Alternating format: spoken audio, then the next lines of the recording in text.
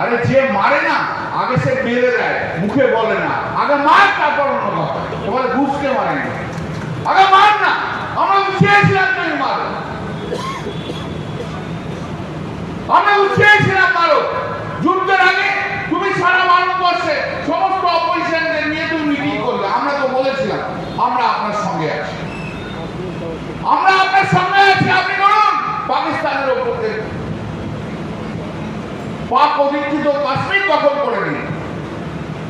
ভারতবর্ষের চিফ মিনিস্টারদের সঙ্গে বসেছিলেন, বিরোধী দলের চিফ মিনিস্টাররা বলল যে আপনি ধরুন যুদ্ধ শুরু, যুদ্ধ হচ্ছে ভারতবর্ষের 150 কোটি ভারতবর্ষের মানুষ সেদিকে বলল পাকিস্তানকে ভেঙে গুড়িয়ে দাও তোমরা, পাক অধিকৃত কাশ্মীরকে তোমরা দখল করে নিয়ে আসছো। মানুষ সেই জায়গায় তাদের মেন্টালি এই জায়গায় পৌঁছেছিল, হ্যাঁ কিনা? আমরা মার মার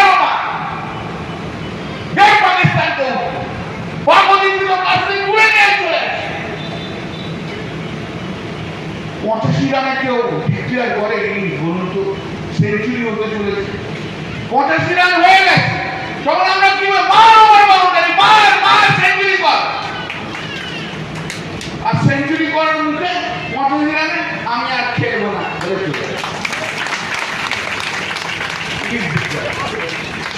বলুন দেখি, ভাবুন কেউ করে? নরেন্দ্র মোদী ছাড়া আর কেউ করতে হবে না, ভারতবর্ষের কোনো প্রধানমন্ত্রী।